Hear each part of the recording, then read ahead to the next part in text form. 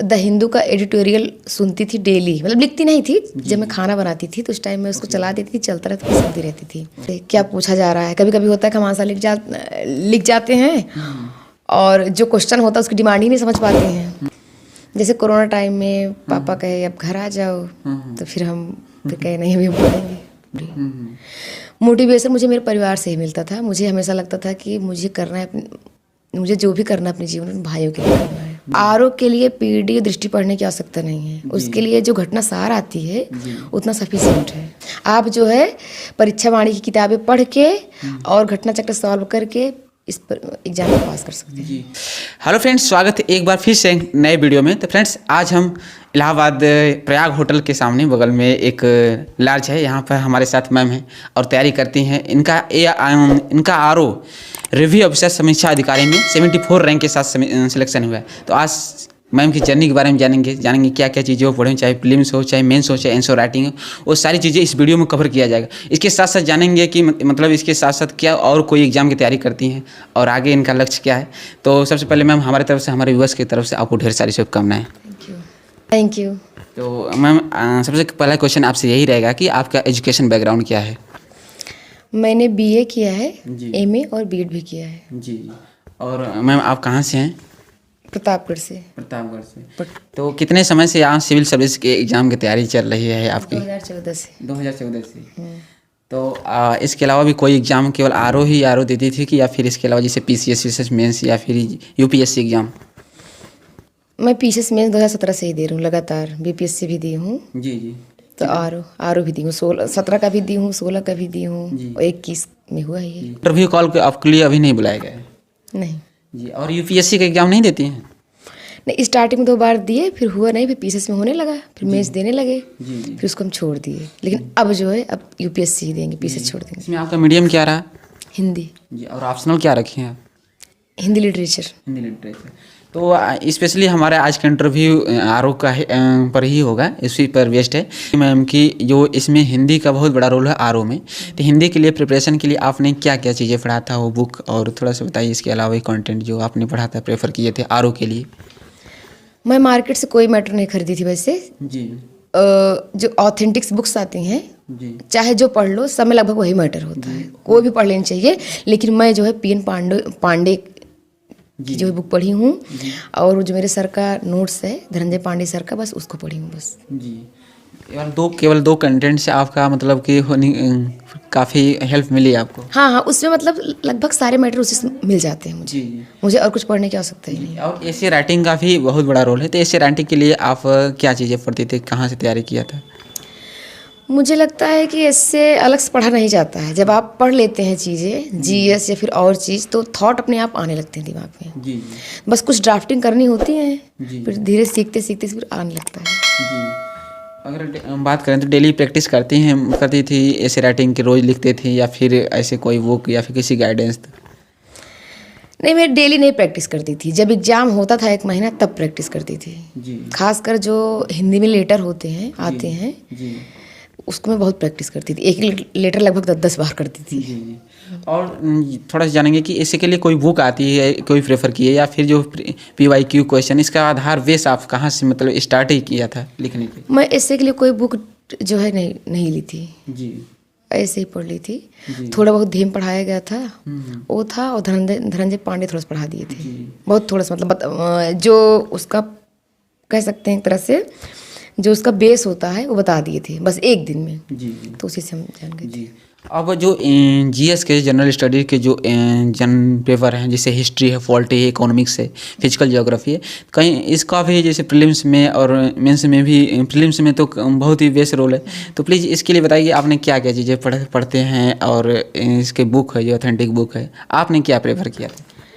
वैसे तो मैं एनसीईआरटी भी पढ़ी हूँ, जितनी ऑथेंटिक बुक्स ऐसे स्पेक्ट्रम, लक्ष्मीकांत, ये सब मैं पढ़ चुकी हूँ। लेकिन अगर आरओ के लिए, स्पेशली आरओ के लिए पढ़ना है तो उसके लिए मतलब लक्ष्मीकांत या फिर जो बड़ी बड़ी बुकें हैं ऑथेंटिक, वो सब पढ़ने की आवश्यकता नहीं। उसके लिए सिर्फ परीक्षा वाणी पढ़ो, घटना चक्र पढ़ो, इतना सफिशिएंट है। जी। और मतलब उसके लिए एनसीईआरटी मतलब कंपलसरी नहीं कि एनसीईआरटी पढ़ी जाए। जी। आप जो है परीक्षा वाणी की किताबें पढ़ के और घटना चक्र सॉल्व करके इस पर एग्ज़ाम को पास कर सकते हैं। जी, इस परीक्षावाणी और घटना चक्र की मंथली आती है, फिर एनुअल वर्ष में एक बार आती है, तो इसके लिए बताइए। ये लगभग हर वर्ष प्रकाशित होती है। जी। जब सारे एग्जाम हो जाते हैं तो उसको ऐड करके प्रकाशित होती है। जी जी, आपने प्रकाश जो अभी बताया परीक्षावाणी आपने पढ़ा था? हाँ, मैं पढ़ी थी। थोड़ा सा बात करेंगे कि करंट अफेयर्स भी किसी भी सिविल सर्विस एग्जाम में वेरी इंपॉर्टेंट रोल है। तो करंट अफेयर्स के लिए आप कोई मैगजीन पढ़ती हैं? अभी तो आपकी तैयारी चल ही रही है। 2022 का भी आप मेंस लिखी हैं पीसीएस का? हाँ, तो कहा इंटरव्यू में आपका कॉल आई कि नहीं? अभी नहीं। तो थोड़ा सा अब करंट अफेयर्स की बात चल रही थी, तो करंट अफेयर्स के लिए क्या चीज़ें आपने पढ़ते हैं और कोई मैगजीन जो स्पेसिफिक हो? जो मैं तो क्या कहते हैं पीडी भी पढ़ती थी, दृष्टि भी, लेकिन रेगुलर नहीं था। आरओ के लिए पीडी दृष्टि पढ़ने की आवश्यकता नहीं है। उसके लिए जो घटना सार आती है उतना सफिशिएंट है। जी। और क्या कहते हैं कि दृष्टि भी आती है, जी। घटना चक्र की दृष्टि आती है। जब पीसीएस का एग्जाम रहता है प्री का 20 दिन आती है, तो उतना पढ़ के भी प्री का एग्जाम निकाला जा सकता है। जी। तो इसके अगर मैम बात करेंगे कि इसके अलावा जैसे कोई यूट्यूब चैनल तमाम तैयारी करा रहे हैं, कोई वेबसाइट आपने फॉलो किया, तो प्लीज़ अगर आप पढ़ते हैं तो जिससे हमारे व्यूअर्स को जो कैंडिडेट हैं उन्हें हेल्प मिलेगी, यदि आप कोई प्रेफर करते हैं या करंट अफेयर के लिए मैं जो है द हिंदू का एडिटोरियल सुनती थी डेली। मतलब लिखती नहीं थी, जब मैं खाना बनाती थी तो उस टाइम मैं उसको चला देती थी, चलता रहता, मैं सुनती रहती थी। वो सुमित सर पढ़ाते हैं ओनली IAS पर, तो वो उसको मैं फॉलो करती थी। और मैं ज़्यादा जो है ऑनलाइन नहीं पढ़ती थी, मैं ऑफलाइन भी पढ़ती थी। आपकी तैयारी स्पेशली मान लीजिए VPCS के लिए और BPSC के लिए, तो कितने डेली घंटे पढ़ाई कर लेती हैं यहाँ पे? अब खाना खाने के बाद जितना मिलता सब पढ़ते ही थे। मतलब मैं कभी काउंट करके नहीं पढ़ी। मेरी समझ ये है कि सिलेबस कंप्लीट होना चाहिए। घंटा मतलब गिन के नहीं पढ़ते थे कभी। प्रैक्टिस जो मेरे सर पढ़ाए थे, धनंजय पांडे सर, तो वो लेटर लिखवाए थे। वो कहे भी थे कि तुम लोग जो है इससे बाहर मैटर मत ढूंढना, नहीं तो जो है तब तुम लोग समझना। फिर हम समझ गए थे। फिर हम जो है उन्हीं का लेटर जो है उन्हीं का प्रोफार्मा था, बस हर बार मैं उसका मैटर डाल देती थी। मतलब खुद का जो करंट का मुद्दा होता था उसको डाल के अपना बना लेती थी, फिर वही बार बार प्रैक्टिस करती थी। अब जानेंगे कि स्पेशली जो UPPCS के लिए है, और कहीं ना कहीं 4-5 टाइम आप मेंस भी लिख रही हैं, BPSC का भी मेंस लिखी हैं, तो अब हम जानेंगे कि कहाँ आपको लगता है कि हम यहाँ बेस्ट कर सकते हैं और फाइनली आपका इंटरव्यू के कॉल के लिए नहीं बुलाया जा रहा है, कहाँ वो कमियाँ रही हैं? आपको कहाँ लगता है कि हमारे यहाँ कमी सबसे बड़ी मिस्टेक हमारी है? हमारे घर में नौकरी का बहुत दबाव था। जी। तो कोई नौकरी जल्दी पानी है, इसी चक्कर में बहुत सारे एग्जाम देती रहती थी। जी, जैसे मतलब आरओ का, फिर पीसीएस का आ गया, फिर आरओ का आ गया, फिर बिहार का आ गया, प्री मेंस। मतलब कभी मेंस के लिए मैं पूरा सिलेबस नहीं कंप्लीट कर पाती थी। जी। मतलब मैं पूरा पास होने भर मैं कभी पढ़ी ही नहीं कि मेरा हो जाए। जी।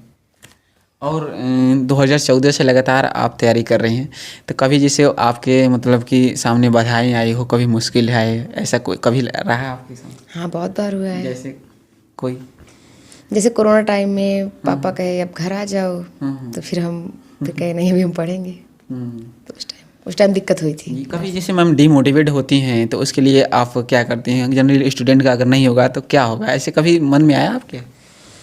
पहले तो नहीं आता था, लेकिन अब जो है 6 मंथ से लगभग आने लगा था। लगता मुझे ही नहीं आता। मतलब कभी कभी होता था, हमेशा नहीं। फिर मतलब वो ये जो है बस 1-2 घंटे के लिए होता था, फिर दोबारा फिर एनर्जी आ जाती थी पढ़ने के लिए, फिर पढ़ना है। और भी इसके अलावा किसी कोई मोटिवेशनल चीज़ें आप देखती थी, या फिर कोई जैसे यूट्यूब पर, या फिर? नहीं, मैं सब कभी नहीं की। मैं यूट्यूब मतलब मैं मोटिवेशन बाहर से कभी नहीं ढूंढी।